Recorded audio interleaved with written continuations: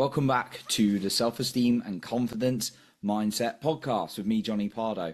And today I welcome Lori Atwood to the show, and I'm really excited to dive into our conversation around fearless finance and all the things Lori is doing in the world to educate people around finances and support them.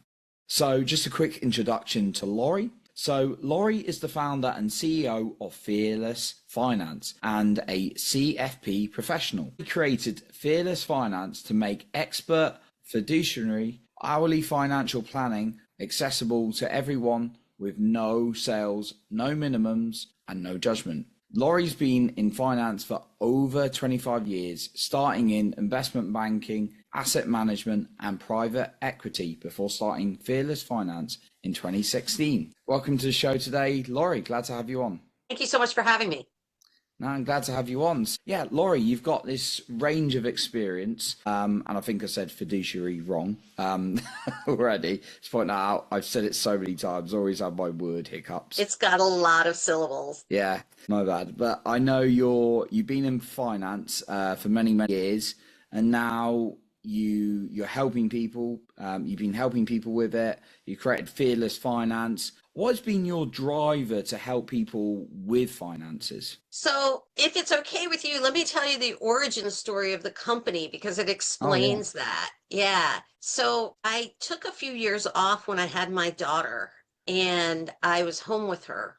And I was thinking about what I wanted to do next. I left private equity at that point, and then I was home with her. And I was like, what do I want to do next? What do I want to do next? And I knew I wanted to work for myself. And so I started making these small videos right now. I mean, now they're called Instagram Reels, but back then it was like a new thing to be on YouTube and doing anything like that. And I was making these short videos of parenting, how to brush out tangles, what to do if somebody's bullying your kid, those sorts of things. And I would interview experts. And I did the interviews and the information was great, but it was super boring. It was really dry. And I'm like, wow, I have to figure out how to get the format right. So I need to videotape myself so I don't have to use up other people's time and get the right format. So I called everyone I knew and I said, can I give a free financial seminar and videotape myself? So churches, yoga studios, preschools, blah, blah, blah.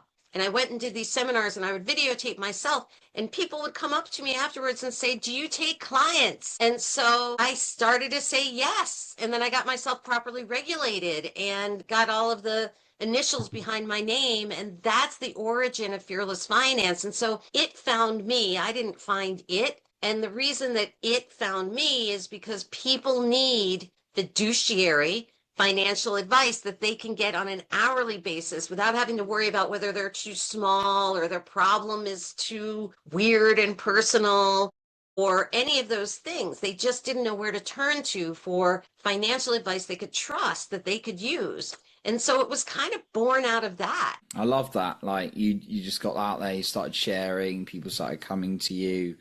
When people were coming to you, was there any like kind of common or maybe few kind of commonalities you could see in their challenges? That's a great question. So typically they were in what we call technically the wealth accumulation stage of life, sort of 28 to 55. They were getting married, having children, buying houses, maybe making a career change, maybe getting promoted, whatever it is, or maybe starting their own business. But either way, they didn't have a ton of assets, but these are still very successful people. And, you know, maybe you bought your first house, you had your first kid, you and your spouse are both working, you know, really gunning it on your careers, and the basement floods. And the contractor comes in and says, you need a taller French drain. And you don't know where to go to get that money to do that, or how to do that with your current financial situation. So somebody who manages money is not going to care about that. And somebody who sells insurance products is certainly not going to care about that.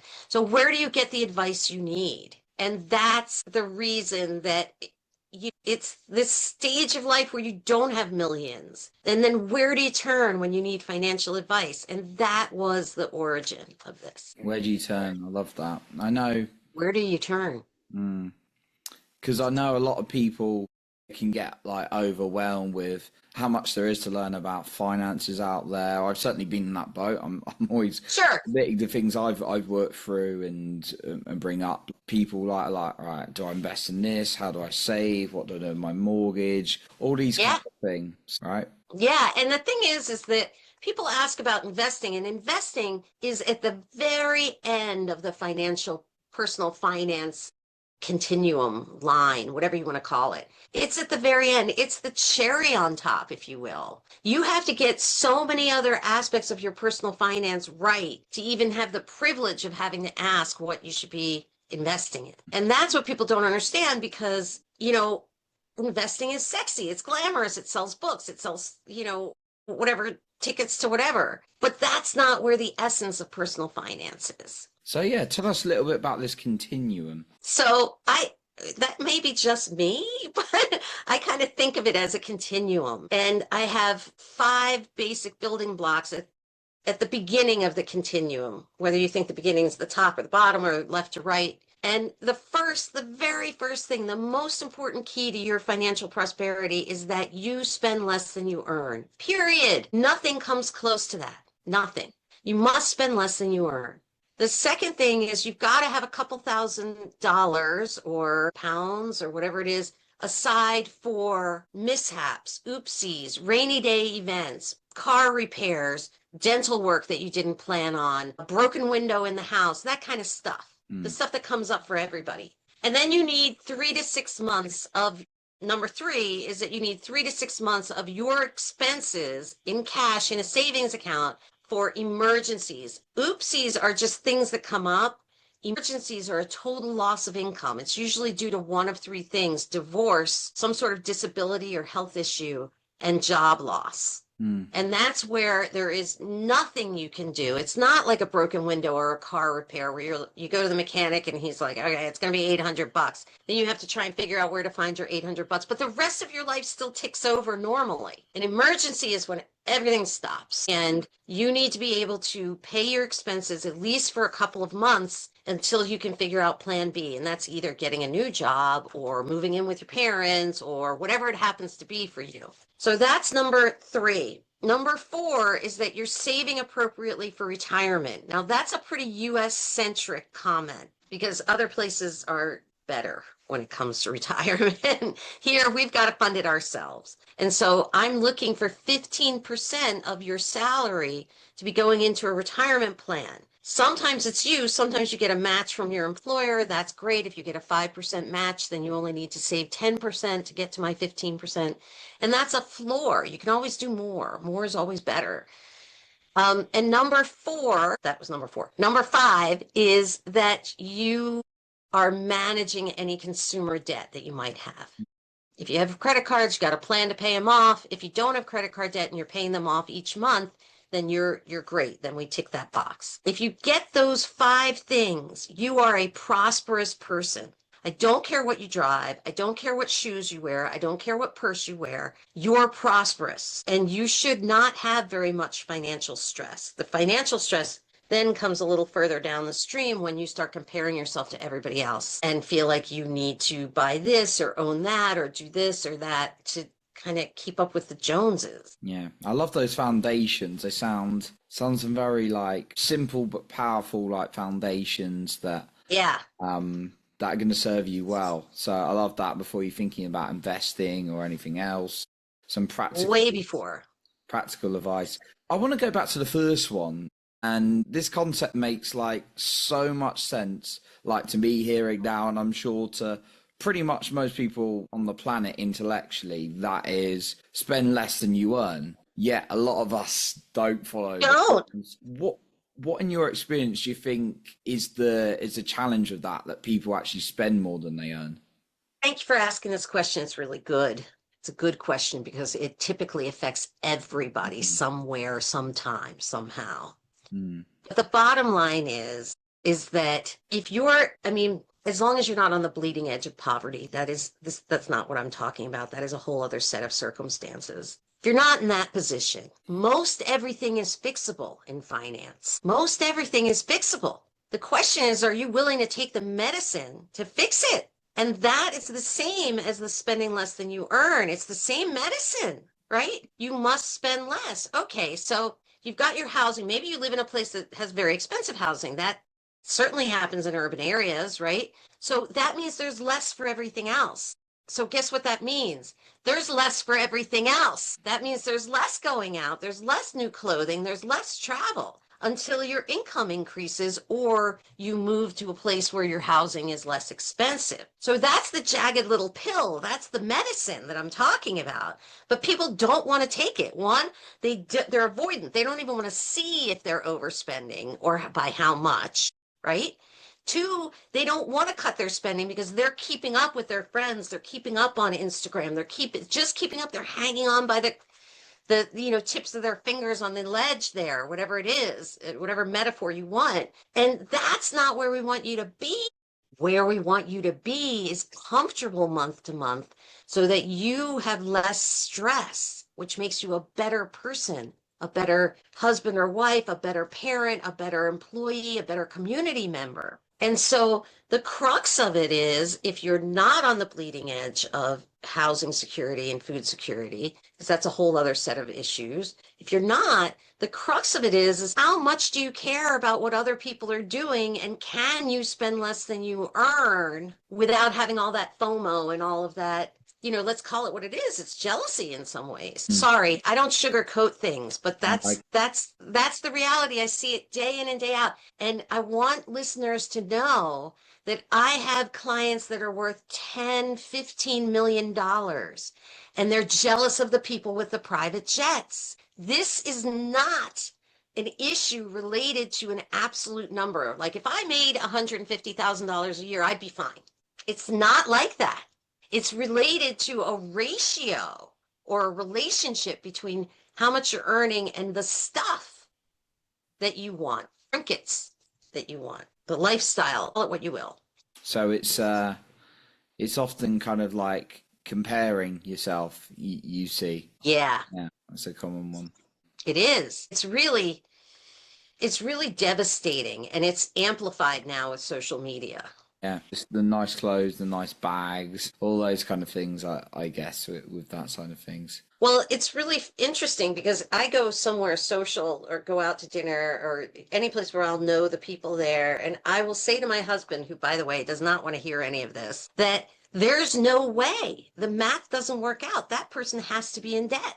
For me, it's a parlor game because I have so many hundreds of clients and I know the math inside and out. It's easy for me to pick out when somebody's living above their means, whether it's with debt or family money or whatever they're relying on. It's obvious, and I say to people like my wealthiest clients are the clients who are satisfied with what they've got. Sure, every once in a while they buy a pair of shoes. Sure, every once in a while they take a trip. But they don't need that stuff to make them feel whole. So it's finding kind of like happiness in what we've got already that can. That's right. Contentment. You found can like really help people with their finances. It's the key to their finances. If you have a gap in your life, you hate your job, you're not happy with your relationship, you're not happy with your body shape, you're not happy with whatever it is, it's going to cost you more because you're going to be spending a lot more and making bad financial decisions to make yourself feel better over this thing that's not right over here. And so what I say to everybody when they come into my office is get some happy. If you want to start your own business, let's figure out what you need to start your own business. If you want to change jobs, something that pays less, great. Let's figure out how you can do it and what life will look like, because that's going to get you happier. And that is going to, in the long run, be much better for your finances and you. I mean, let's not forget you and your mental health, but I am here to talk about finances. I love that. And you touched on like jobs, you touched on like business. Do you see like clients or people coming to you in sort of a mix of both? Because I just love to hear your view, Lori, because some people here out there, and I'm open to both. Some people are like, I think a job's really secure. Some people are like, nah, you want to start your own business. Do your clients typically have like a combination of both? So I have a lot of self-employed clients for sure, but Many of my clients are really high earners. They're in tech somewhere. They're in, whatever they get stock as part of their pay. But it's a huge treadmill, right? They're just being burnt out. They're working 80 hours a week. I mean, people don't get paid those salaries to work 9 to 5 with low stress. Like that's Mm. not the way that works. That's not the way the world works. And so a lot of times they're the ones who are like, when can I do something different? And then we can do a lot of math around what the transition might look like. When are you ready? When is your whole household ready? Because, there might be other people dependent on you. And then I have a lot of self-employed people, and they're usually pretty content people. Mm. Oh, okay, no, it's just interesting. Always curious to hear that, because I know people in like different boats and things like that. Yeah. From it. Yeah. What can if someone who's like maybe in down the process of they're into their like adult years, like 20s, 30s, 40s plus or whatever, and then they're like I've messed up my finances to this point. Do you feel like there's recovery for like anyone? Anyone. There is recovery for anyone. Like I said, with very few exceptions, and there are some exceptions. One is, being in trouble with the IRS and that kind of thing. But with very few exceptions, everything's fixable. And what I want people to do is to not fret about whatever happened in the past. Let's start today and move onward from here. Because if you can start today, this afternoon, trying to figure out if you've hit my 5 things that I talked about at the beginning, you're way ahead of everyone else, way ahead. And if you've hit them all, you're a prosperous person. If you haven't, then let's make a plan to work on them. And that's how you are financial adulting. It's not, because people come to me all the time and they're like, I think I'm behind. And my first question is, what are you behind on? And if they're not saying something like, well, I don't think I have enough saved for retirement, where you could feasibly be behind. But if they're like, oh, this and this person has already bought their first house and you talked about buying property, I'm like, that's in your own head. That's a competition you're having with other people. All I care about is that you satisfied my 5 foundational elements, and then we can move on and have goals afterwards. Maybe buying a house is one of the goals. And so financial adulting can start today, this afternoon. Check. Are you spending less than you earn? Do you have a few $1,000s if the car breaks or something like that? Do you have 3 to 6 months of your expenses if you get laid off or something happens? Are you saving enough for retirement here if you're here in the US? And is your credit card debt manageable? Do you at least have a plan to pay it off if you don't pay it off in full every month? And then you're well on your way to prosperity and adulting. Mm. That is adulting, those 5 things. I like it. Financial adulting. That's a good phrase. Yeah. In terms of that, I was just wondering, kind of. I feel like you kind of you answered my what I was thinking of asking you next around. Some people like to be like, well, you only live once, treat yourself kind of thing. But what I'm interpreting from your response is, well, make sure you got like the 5 Yes. foundations before you do that. Yeah, I'm not an ascetic. I'm not telling people to stop buying their Starbucks or whatever it is. I'm not doing that. What I'm saying is make sure those 5 things are done and dusted. Then think about on a monthly basis, because you've done number 1, you spend less than you earn, so you know what you're spending, what's coming in and what's going out. Have a pool of full discretionary money each month. And you can get as many Starbucks as you want out of that pool. Just don't go over it. Because once you go over it, then I don't have the same amount to save every month, and I may not even be spending less than I earn. So I'm not against discretionary spending at all. What I don't like is, or don't like is too strong. What worries me is when somebody's like, I'm going to do DoorDash 6 times a week because I deserve it. I work really hard. And in my opinion, I'm looking for people to make the trade-off between short term, I don't really want to cook tonight. And long term, I really want to start my own business, or I really want to renovate the basement, or whatever it is. So you have to be able to make that short term, long term trade off.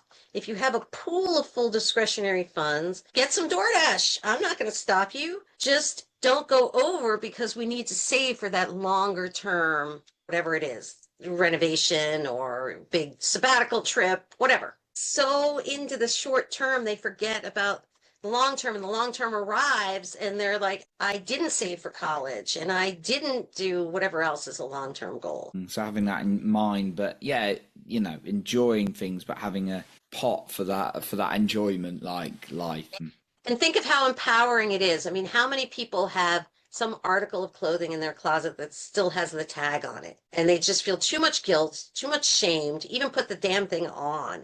And that's not helping anyone, right? So you bought it, you spent the money, you feel guilty, you're not wearing it and getting the enjoyment out of it. If you had a pool of full discretionary spending each month and you knew you were able to buy whatever that thing was because you were going to not have DoorDash that month so that you could afford this, whatever it is, think how empowering that is. You know you're still on plan. You know it's okay to do this. You're in control. That's the key. That's where I want to get everyone to. In control. In control. Their finances. I was Being laughing. deliberate, making their own decisions. I was laughing because I was thinking of my wardrobe and there's a lot of clothes with holes in them.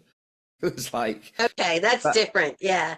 not too many, but it's like I don't buy, I've got clothes without holes, but I don't buy and spend much on clothes. But when I'm like putting a budget together for like my personal growth and my trading, that's got like an allocated amount, but I never seem to have that bucket for new clothes and stuff like that, so I don't buy it. So. Well, that's an interesting point. So it's not a priority for you. Clothing is just whatever it is, you know? And so I urge clients all the time to think about what the priorities are. If clothing's a priority, if eating out is a priority, if private school is a priority for your child, if having enough mental health care is a priority, then what we want to do is make that the priority for the finances and make sure everything else works around it. You can't have more than one or two priorities. I mean, not unless you're filthy rich. Yeah, no, I love that.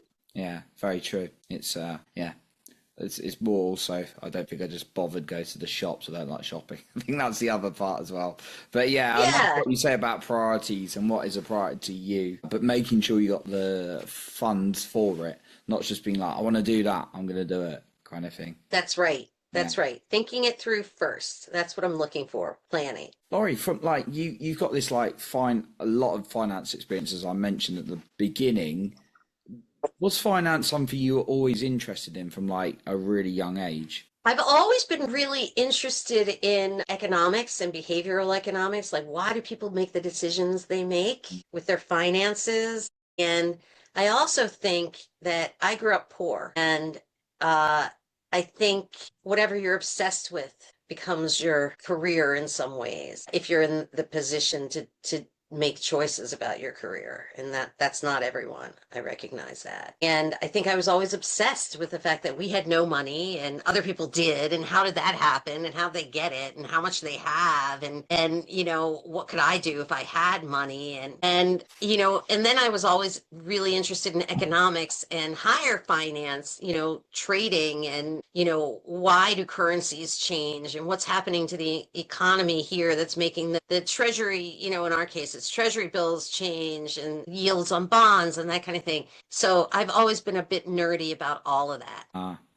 That's cool. And now it's like giving you a kind of something to share with a lot of people, which is adding a lot of value to them. And like you said, you started speaking, doing these videos, and then people were like, "Oh, can I work with you?" And it developed from that. Yeah, that's right.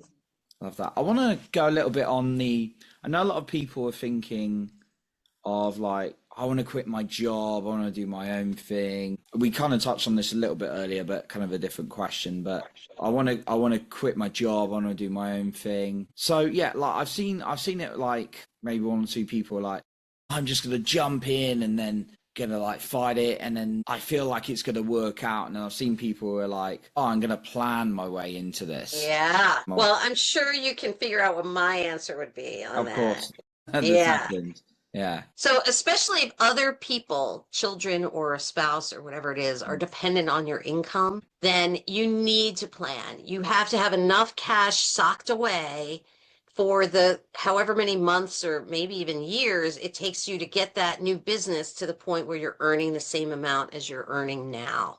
So for some people, maybe it'll only take 9 months for them to earn as much as they're earning now if things go the way they expect them to go. So if you are contributing $5,000 a month to the family budget, then I need $45,000 stashed for you to quit your job and start on this business. That math is pretty easy to do. It's daunting, but it is easy to do. And so what happens? Well, I want to start my own business and I don't have $45,000. Well, you better have a plan B, because at some point you're going to need to backfill that income that you've resigned from your job and you're doing your own thing, whatever that new business is. So you have to figure out how you're going to make up that income and have a plan for that. Sometimes it's that, the other spouse can earn more or whatever it is. It could be a million different answers to that question,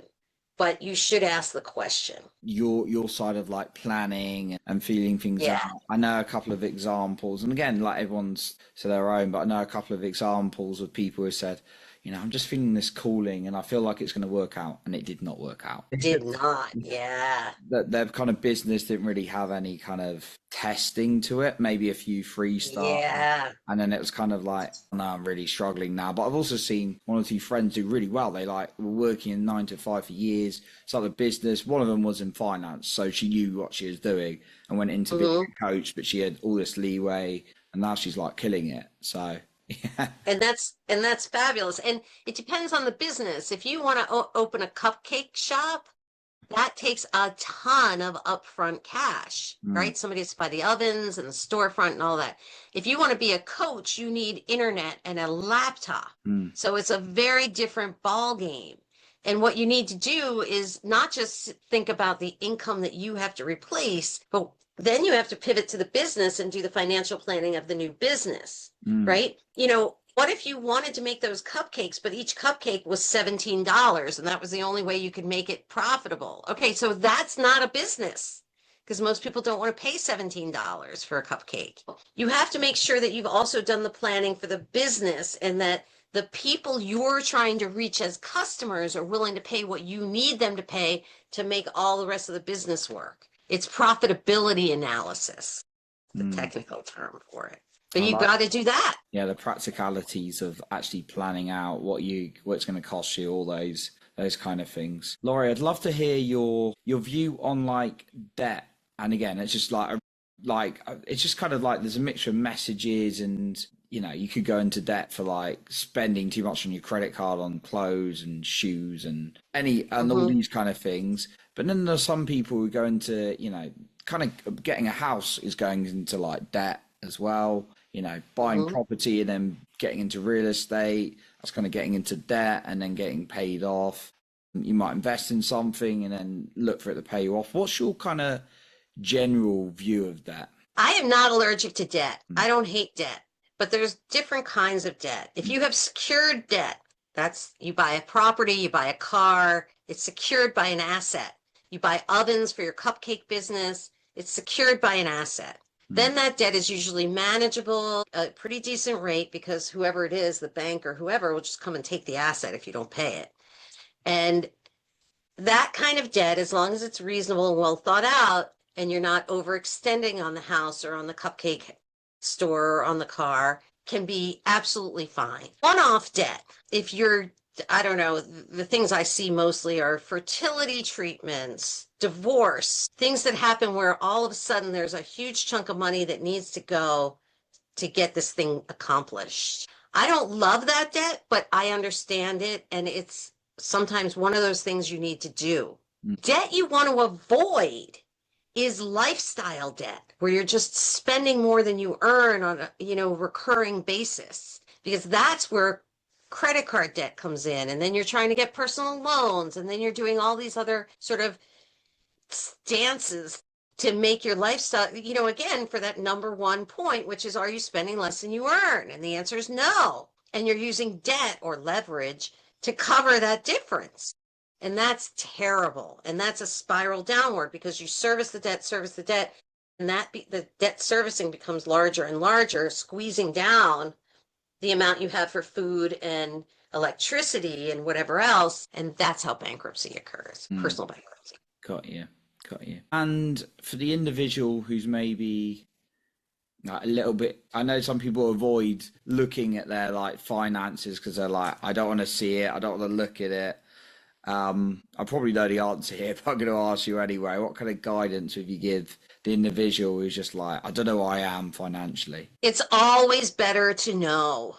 Nobody likes financial surprises. Unless I'm going to win the lottery, that's the only financial surprise that I like. You don't want to have any financial surprises. And when you're avoidant, which is what you just described, when you're avoidant, the surprises get bigger and bigger with each day. And so at some point, whether it's a New Year's resolution or just one day you just say, I'm done, I'm gonna look. I know that Lori said most things are fixable, and I'm going to get help if I need it. And so I urge people, most things are fixable. Get the help you need, get the questions answered. Look, it's better to know. Yeah, be honest as well. I love I love looking when my accountants send my stuff, looking over it and going, okay, let's just double check that. All those Oh, kind of, definitely. she's Yeah. so good at having an accountant, but you need to check your numbers, I find, even when you get an accountant, question everything. You need to know. You need to know especially if you're in business for yourself, you need to know what your profit margins are, how many widgets you have to sell to make enough to take home X, Y, and Z to the household. You got to know those numbers. Even if you're not a numbers person, you must know those numbers. And how can people get started on their numbers, do you think? Well, you can do it yourself, obviously, or you could come see someone like my firm where you pay by the hour and we go through your cash flow, your debt and savings, and we comb through all of it so you can see a really clear picture. And we do it with no judgment and calmly. And we tell you what we recommend if you want to do a renovation or quit your job or whatever it is. I love that.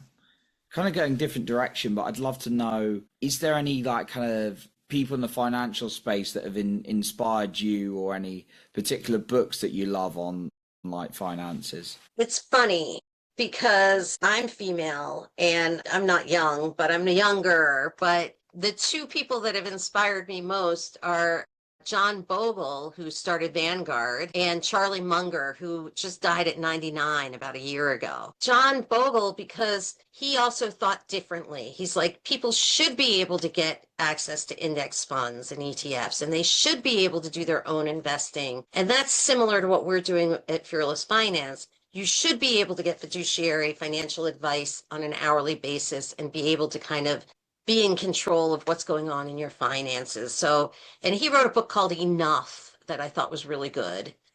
And Charlie Munger, his stuff is all over Instagram. He's just got great philosophies and sayings. And I just think I liked his reasonableness and I liked his down to earthness, which is not a word, about finance.